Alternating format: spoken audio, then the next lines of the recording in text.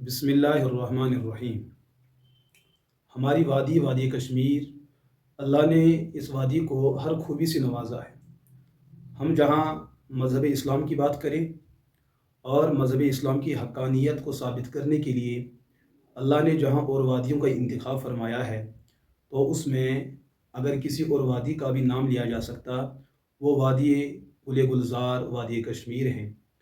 وادی کشمیر کے اندر ایسے رجال موجود ہیں جنہوں نے ہر دور کے اندر اپنے پیچھے ایک تاریخی سلسلہ چھوڑا ہے۔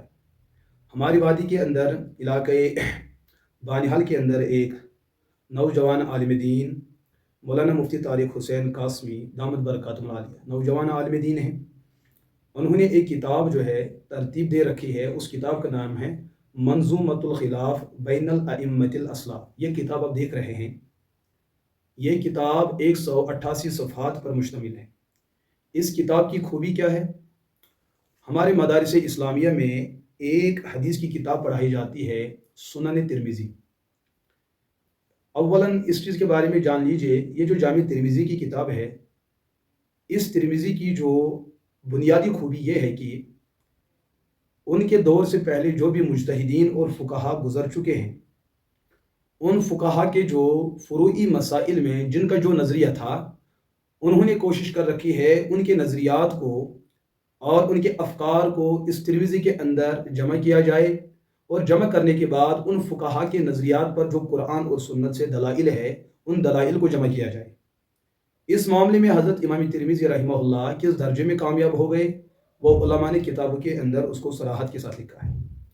البتہ یہ جو ہے کہ جیسے ہمارے ماحول کے اندر آج بھی ہم حضرت امام ابو حنیفہ رحمہ اللہ، حضرت امام مالک رحمہ اللہ، حضرت امام شافعی رحمہ اللہ اور حضرت امام احمد بن حنبل رحمہ اللہ، ان کے علاوہ بھی اور فقہاء کرام گزر چکے ہیں جن کے فروعی مسائل کے اندر نظریات رہے ہیں۔ یہ جو مختلف نظریات ہیں، یہ دین اسلام کا حسن ہے۔ وما ارسلناک الا رحمۃ للعالمین کی ایک عملی ایک تشکیل ہے کہ اللہ کے رسول علیہ الصلوۃ والسلام نے اللہ کے دین کو سمجھانے کے لیے ہر ایک ماحول کی رعایت کرتے ہوئے، ہر ایک انسان کی رعایت کرتے ہوئے ایک عمل کے اندر مختلف پہلوؤں کو بیان کیا، تاکہ جس پہلو پر بھی اخلاص اور خلوص کے ساتھ عمل کیا جائے، وہ شخص اور وہ عامل یقیناً وہ جنت کا راہی ہے اور جنت میں جانے والا ہے۔ تو ان مختلف نظریات کو ہر دور کے اندر علماء نے اپنی محنت اور اپنی جستجو کے ساتھ اس پر کام کیا ہے۔ لیکن یہ جو کتاب ہے منظومۃ الخلاف بین الائمۃ الاصلاف، اس کتاب کی جو خوبی ہے، اور میں سمجھتا ہوں کہ شاید یہ پہلی وہ کتاب ہے جس کتاب نے اور جس مصنف نے اس طریقے سے اور اس ہنر کے ساتھ پہلے کام کیا ہے، یعنی کہ آئندہ زمانے کے لیے اگر جو بھی کوئی اس پر قلم اٹھائے تو ان قلموں کے لیے اور مؤلفین اور مصنفین کے لیے یہ کتاب مصدر کی حیثیت ہوگی، ماخذ کی حیثیت ہوگی۔ اور یہ ہے ہمارے وادی کشمیر کے ایک نوجوان عالم دین جن کی تحریک قلم کا یہ نتیجہ ہے۔ انہوں نے جامع ترمذی کے کتاب الطہارہ سے لے کر آگے کتاب الجنائز تک انہوں نے بہت سارے ابواب کو زیر بحث لایا کہ اللہ کے رسول علیہ الصلوۃ والسلام نے ان جیسے معاملات کے اندر امت کے سامنے کے نظریات کو رکھا ہے۔ ہمارے اس نوجوان عالم دین نے ان تمام نظریات کو، تمام فقہاء کرام کے نظریات کو اور ان کے مسالک کی جو نشاندہی کی جا سکتی ہے، اردو اشعار کا قالب ڈال کر ان تمام چیزوں کو جمع کیا۔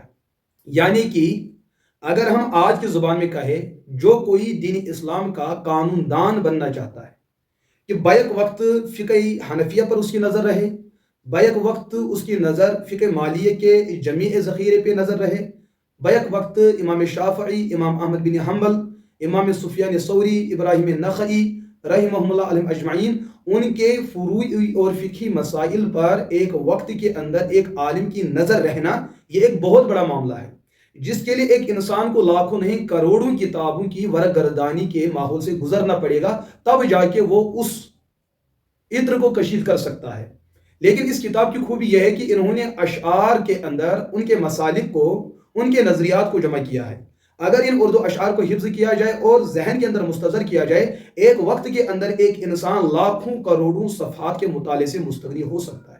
یہ ہے اس کتاب کی خوبی۔ انہی نظریات کو صاحب کتاب نے اشعار کی شکل میں انہوں نے جمع کر رکھا ہے، اور اشعار کے اندر جو قافیہ بندی ہوتی ہے، جو رعایت وزن ہوتا ہے اور رعایت کلمات آخر ہوتی ہے، اس چیز کی جو ہے حضرت دامت برکاتہم عالیہ نے بہت زیادہ اس چیز کا اہتمام کیا ہے۔ اور اس کتاب کی اور بھی بڑی خوبی ہے کہ وادی کشمیر کے علاوہ بیرون ریاست کے جو عالمگیر مذہبی شخصیات ہیں کہ جن میں بہت سارے علماء وہ ہے کہ جو ہر ایک کتاب کی تائید نہیں فرماتے ہیں، لیکن یہ وہ کتاب ہے کہ اس کتاب نے ان سب کو بھی آمادہ کیا کہ وہ اس کتاب پر کلمات تحسین اور کلمات تائید کو لکھی۔ یہ کتاب ہماری وادی کے اندر موجود ہے، سری نگر گاؤں قدل مائسمہ، وہاں ایک مکتبہ ہے، مکتبہ مظفر، یہ کتاب آپ وہاں سے بھی لے سکتے ہیں۔ جو ساتھی، بلکہ میں علماء سے عرض کروں گا، آپ ان نوجوان عالم دین کی محنت کو دیکھ لیجئے۔ اس کا مطلب ہمارا ماضی یہ ہے، ہمارا مستقبل یہ ہے، اگر ہم کسی محنت اور لگن کے ساتھ میدان عمل میں آ جائے تو ہم سے کچھ ہو سکتا ہے۔ ہم اپنے آپ کو حوصلہ شکنی کے شکار کرتے ہیں، جبکہ اس کتاب نے بتلایا کہ اگر ایک نوجوان کشمیر کا عالم دین حوصلہ مندی کا مظاہرہ کرتے ہوئے میدان عمل میں کود پڑے تو اس کے قلم کے تاثیر میں اور اس کے قلم کی حرکت میں بہت کچھ خزانہ جو ہے پوری امت مسلمہ دیکھ سکتی ہے۔ لہٰذا اس کتاب کو دیکھ کر میں ان نوجوان علماء سے مخاطب ہو رہا ہوں، یہ ہمارے لیے وہ حوصلے کی ایک مضبوط دلیل ہے کہ کس انداز میں انہوں نے جو ہے شریعت کے ایک حسن کو جمع کیا ہے۔ اگر اغیار کے سامنے ان اشعار کے حسن کو بیان کیا جائے، یہ بھی حقانیت اسلام کی ایک مضبوط دلیل بن سکتی ہے۔ جہاں اور دلائل ہے وہاں ایک دلیل ایک زمانے میں غیر لوگ اس چیز کا اعتراف کریں گے۔ دین اسلام کی حقانیت کی ایک دلیل کیا ہے؟ مولانا مفتی طارق حسین قاسمی صاحب کا وہ حرکت قلم اور اس قلم کا اثر، وہ ہے منظومۃ الخلاف بین الائمۃ الاسلاف۔ لہذا جو لوگ ترمذی شریف کو پڑھ رہے ہیں یا پڑھا رہے ہیں، ان لوگوں کے لیے لازم ہے کہ اس کتاب کا ضرور مطالعہ کریں۔ اس کتاب کو آپ آرڈر دے سکتے ہیں، ہم آپ کے لیے اس کتاب کا انتخاب کریں گے اور اس کا انتظام کریں گے۔ بالخصوص علماء کو میں عرض کر رہا ہوں، آپ اس کتاب کے لیے کچھ پیسہ خرچ کریں، آپ اس کتاب کو اپنی ذاتی لائبریری کا ایک بنیادی حصہ جو ہے ثابت کریں۔ اللہ مصنف کو بھی اور جو لوگ اس سے استفادہ کرنے والے ہیں، اللہ ان سب کو جزائے خیر عطا فرمائے۔ السلام علیکم ورحمۃ اللہ وبرکاتہ۔